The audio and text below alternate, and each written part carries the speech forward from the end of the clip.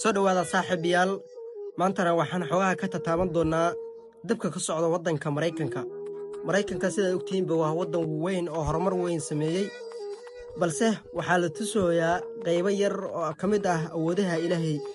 bal waxaan soo qaadan doonaa dhowr fariimood ama dhowr qoraal oo ku saabsan waddanka Mareykanka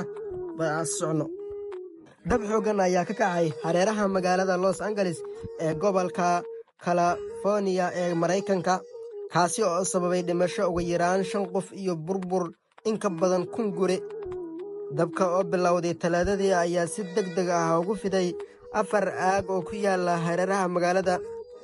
dabaylaha oo ku soconaya xawaare dhan 112 kiiloomitir saacadiiba ayaa sii horiyay dabka taasi oo adkaysay xaaladda baqtinta dabka madaxweynaha Mareykanka ayaa Arbacadii ansixiyay xaalad degdeg ah oo federaal ah taasi oo ogolaanaysa dowladda federaalka in ay lacag iyo agab degdeg ah geyso halka uu ka soconayo dabka ayaa sidoo kale sababay in 10,000 oo qof laga daadgureeyo guryahooda iyada oo dadka deegaanka ay ku jiraan dad caan ah oo ay ka carareen xaafadahooda oo lagu tilmaamay kuwa ugu qaalisan gobolka waaxda dabdamiska ayaa sheegtay in awoodahooda ay ku filan tahay la tacaalidda ugu badnaan 2 dab oo waaweyn balse hadda ay la daalan dhacayaan 4 dab oo waaweyn ee ka socda magaalada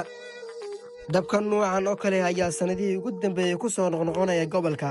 taasi oo loo aanaysan yahay isbeddelka cimilada iyo xaaladda deegaanka ee sii xumaanaya muuqaalkeena maanta intaas ayuu ku ogyahay saaxiibayaal haddii aad nagu cusub tahay nagu soo biir hadda horena joogtina share and like halkaas oo si ay commentigeena nagula wadaag fikradaada waa noo muhiim. Wassalaamu calaykum waraxmatullaahi tacaala wabarakaatu.